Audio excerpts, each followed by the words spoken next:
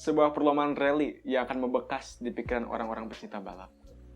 Saat masa puncaknya, ribuan orang langsung datang ke sisi jalan untuk melihat cepatnya para mobil dan indahnya suara mesin Flat 4, V6, dan Inline 5. Cepat, adrenalin, dan power.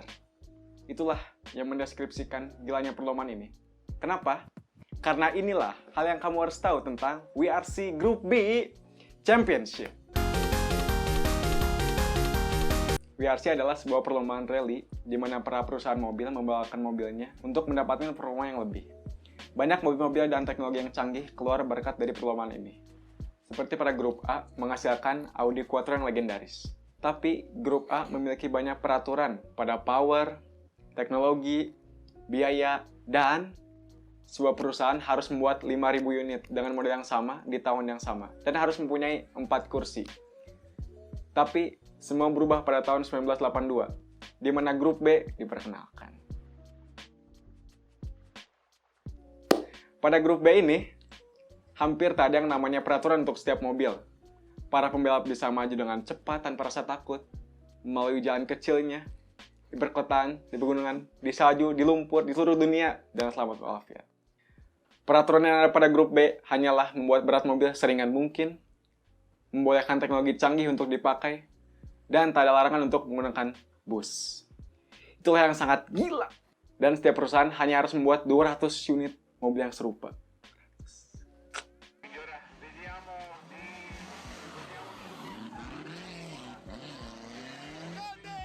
Setahun setelah grup B berlangsung, para perusahaan mulai menggali potensi yang tak terhingga di grup B ini. Pada tahun pertama, perusahaan belum melakukan modifikasi terhadap satu mobil pun, seperti Audi Quattro yang hanya modifikasi sedikit. Akan tetapi, pada tahun kedua, para perusahaan mulai beraksi berani. Seperti Lancia yang membuat modifikasi besar pada mobilnya Lancia 037 di bagian bentuk, berat, dan kekuatan yang menghasilkan Lancia memenangkan gelar manufaktur pada tahun tersebut. Setelah musim perdana di grup B, semakin banyak perusahaan mengikuti kejuaraan grup B dan semakin banyak eksperimen terjadi. Seperti halnya Toyota yang membuat mobil baru berdasarkan mobil Celica-nya untuk dilombakan di grup B ini. Seperti halnya Lancia 037, mobil Toyota merupakan sebuah rear wheel drive, yang berarti mobil tersebut dapat mendominasi di jalan aspal. Akan tetapi masih kurang ketika jalan mulai tidak stabil.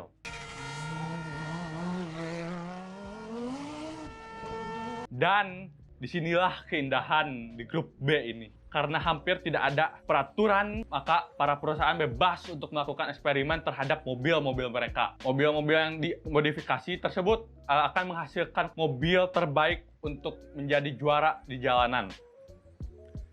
Ketika Opel, Audi, dan Toyota mentuning mobil-mobil mereka, tapi karena rendahnya jumlah mobil yang harus diproduksi, hal ini memungkinkan perusahaan lain untuk memulai dari awal. Seperti Jean Todt, seorang engineer Peugeot yang mempelajari aturan grup B, melihat sukses Audi, dan menghasilkan mobil 4-wheel drive yang pendek dengan berat mobil condong ke belakang, dengan nama mobil Peugeot 205 T16. Mobil tersebut memakai mesin 1,8 liter turbocharged dengan memiliki power 350 horsepower. Mobil tersebut langsung mendominasi perlombaan pada bulan Agustus. Versi modifikasi mobil tersebut bisa mencapai lebih dari 400 horsepower. Akan tetapi, saat diperlombakan, mobil tersebut jatuh ke dalam jurang sebelum mencapai finish. Setelah itu, banyak kecelakaan terjadi, dan akhirnya kecelakaan ini seperti hal yang lumrah. Kecelakaan adalah salah satu bagian terhebat di mana para pembalap berlomba-lomba antara garis kemenangan dan malapetaka. Para pengemudi melaju dengan cepat di jalan yang sempit dan menyebabkan skill mereka dites hingga ke puncak. Johan Wargert, pengemudi legenda WRC, mengatakan mobil itu begitu cepat sehingga otak tidak bisa bereaksi dengan cepat. Gila.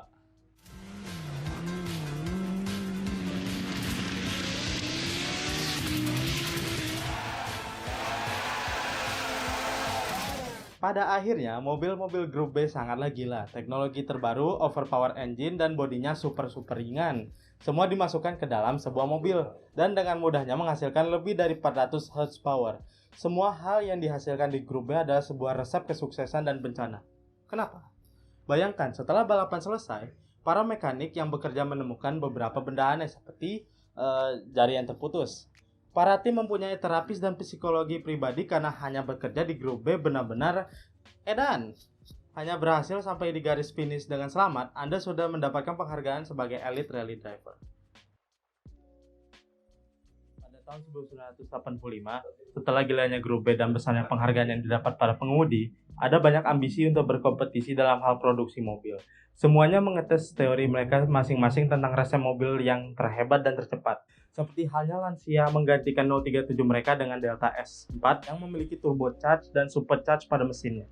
Ford kembali ke perlombaan dengan membawa Ford RS 2000 yang memiliki power sebanyak 550 horsepower dengan 4-wheel drive. Citroen mengembangkan BX4 CT yang benar-benar rumit. Rover membuat sebuah mobil khusus bernama Metro 6R4 yang memiliki kas bodi seperti box dengan spoiler yang besar. Dan Audi dengan Ford Quattro S1 terbarunya dengan mudah memiliki power 600 horsepower. Sekarang kita mulai berada di daerah di mana perlombaan ini hanya mencari the best mobil rally dan the best pengemudi sedunia. Akan tetapi, itulah tanda-tanda di mana sebuah bencana muncul. Dan di awal tahun 1986, sebuah bencana benar-benar muncul.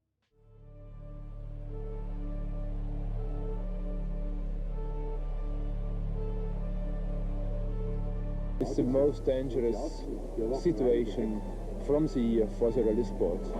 If something happened, then it's gone a disaster. We just can hope that we bring it after us without big catastrophe.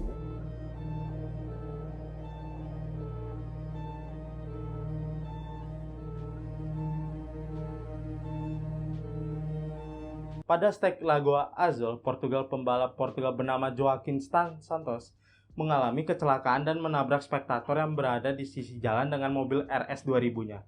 31 orang terluka parah dan 3 orang mati di tempat. Top Team segera menarik mobil rally mereka dan grup B dikategorikan sebagai berbahaya. Di tahun yang sama dengan insiden di Portugal, pembalap legendaris Theo Fonen dan co-driver Sergio Cresto mengalami hal yang serupa. Because you said at the start of the rally that you were not well, or is it affecting the other drivers the same? Well, everybody I have seen, they agree, and well, this moment they are really dead. I mean, this is crazy.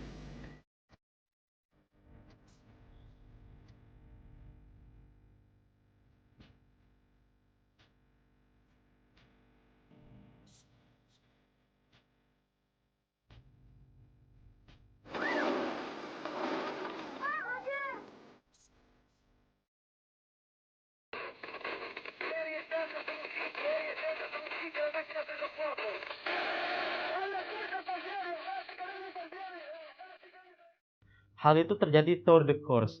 Saat mobil mereka melaju dengan turbo dan supercharged Lancia, mobil mereka terasa melekat dengan jalanan. Akan tetapi, setelah 7 km, Lancia S4 yang mereka kendarai melayang dan masuk ke dalam jurang di antara pepohonan dan setelah beberapa detik kemudian, api mulai berkobar dengan ganasnya. Hal ini mengakibatkan terbakarnya mobil Lancia S4 dan para pengemudi di dalamnya hanya meninggalkan kerangka di mobil tersebut. Sebagai akhirnya, grup B ditutup oleh FIA pada tahun 1987.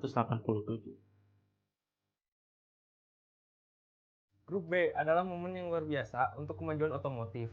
Akan tetapi, dibuktikan bahwa grup B terlalu berbahaya untuk ada. Akankah grup B terlahir kembali di zaman sekarang dengan teknologi modern dan keamanan yang ada? Mungkin tidak. Karena keindahan dari grup B adalah ketika para pembalap menguji keberuntungan mereka dengan mengemudi di jalan yang sempit, dengan jalan yang tidak stabil. Ketika mobil yang bertenaga tinggi melaju dengan cepat di sisi gunung yang tidak terjaga. Itu hal yang sangat indah di dalam grup B ini.